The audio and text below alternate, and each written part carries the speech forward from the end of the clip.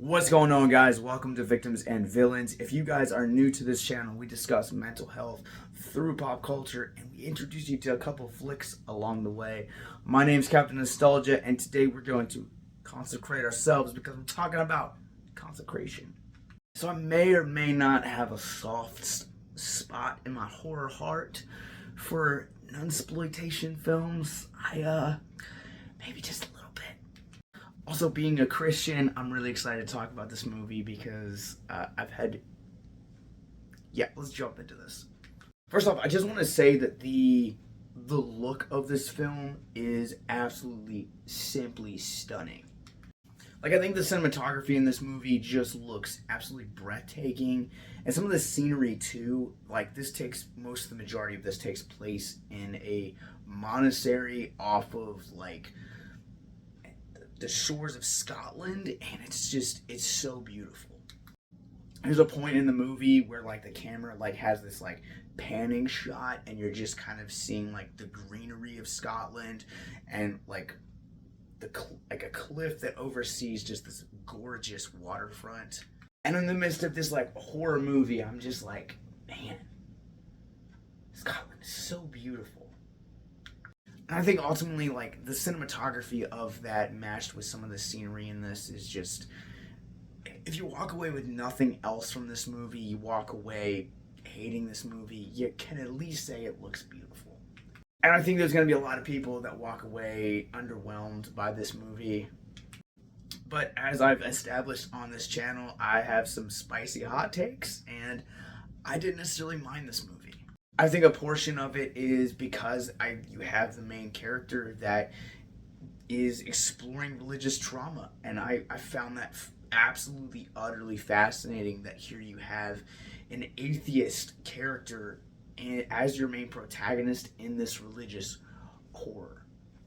Because usually in nunsploitation films, and usually in any kind of, usually in either a religious horror picture or a nunsploitation film, you usually have a devout Catholic or a devout Christian, a nun or a priest at the center of your story.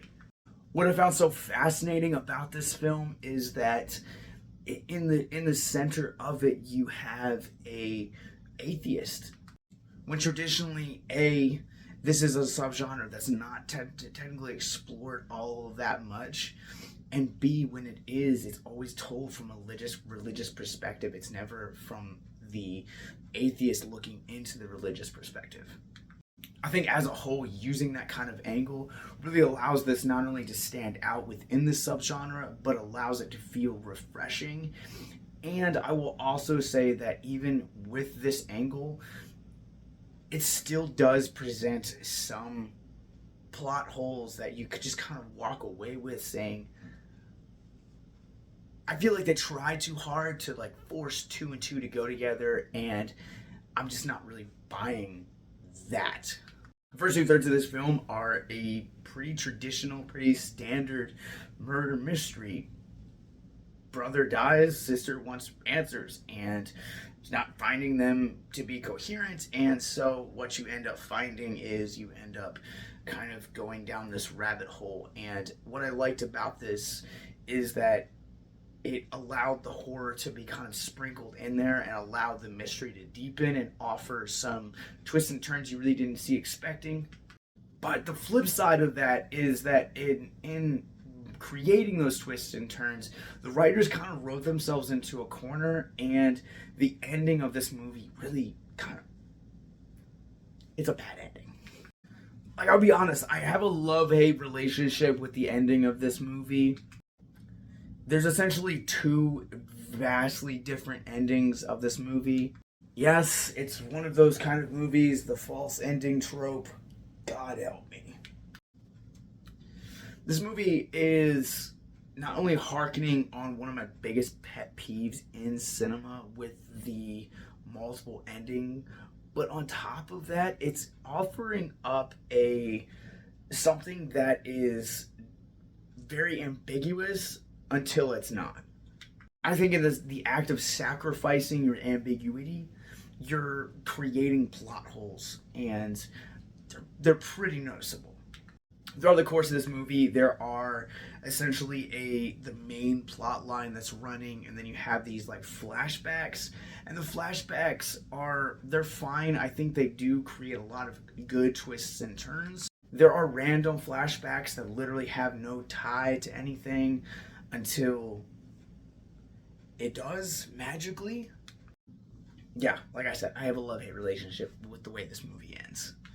But with those flashbacks that have literally no tie to the main storyline, the CGI in this is just so terrible. Like it's very noticeable that you're in front of a green screen and it looks like a middle schooler did the graphics on this. It's not a whole lot of things that are noticeable, but it definitely is. Performances in this movie are fine. Jenna Malone's performance in this movie is kind of the anchor in terms of the performances. Like, everyone else around her is just kind of fine. Like, even Danny Huston, who he's fine for what the movie needs him to be. This is not one of his like greatest roles, and it probably will be lostly forgotten in his filmography, but he's okay. I think this movie relies a lot on its twists and its turns, and really allows the exploration of like the nun kind of subgenre of horror to really be amplified. And I think that's when this movie works best. Alright, let's go ahead and run this through our Rorschach rating scale. I'm going to go ahead and give Consecration a 3 out of 5. I think this movie is refreshing in some aspects. It's very infuriating in others. But it does offer a fresh spin on the nunsploitation subgenre. A subgenre we don't really see a whole lot of nowadays. And so I feel like something like this I think it welcomes curiosity. And I also feel like by having an atheistic figure in your title role in a religious horror is a fascinating spin that you don't see a whole lot of either. If you guys have seen Consecration, what did you guys think about it? Comment below, let me know. If you guys haven't, what is your favorite nun-themed movie? Now let's talk about mental health. If you guys are new to our content, this is where we talk about a theme of mental health from the film which we're reviewing, and hopes to deconstruct the stigma surrounding mental health, if only for a few moments. I said earlier in this video that I really liked watching this movie from the perspective of being a Christian, because Jenna Malone's character at one point or in time, her character actually was a Christian, just as her brother who gets murdered in the movie also was. But she has some traumatic events that go down and walks away from the church. And you're kind of seeing the lasting effects of what religious trauma looks like. And as a Christian, and as someone that has also gone through religious trauma of his own and had to work out, it definitely has its grasp on you, because it feels like almost like an institutionalized version of bullying on a large scale. And if something like name calling or fat shaming or slut shaming or any amount of shaming has any effects on the way that we see ourselves or the way that we think about ourselves, imagine having something like that done in an institutionalized setting like the church. I feel like I'm a rare case when it comes to stories like this, because I went through the forgiveness process. I had those awkward conversations. Some of people I still interact with today, and some I haven't talked with since, and that's fine. But I've also come back to the church and am still a devout Christian despite the trauma and the hurt that I went through. And much like Malone's character here, you have what most people end up going through. They end up not having a reconciliation process, or they end up not being able to find closure and end up ultimately walking away from the church, because they're like, well, if Christians are supposed to be like God and this is how Christians are, then this must be how God is as well. And honestly, this is probably one of my favorite things to talk about. These are some of my favorite stories to hear. While the church definitely does do good, it also does have negative mental health effects as well. You'd be surprised to know that for those that are outside the church, there is a very high suicide rate among pastors and those who serve in leadership positions within the church. And that's because we as a culture have stigmatized mental health. It's no different within the church as well.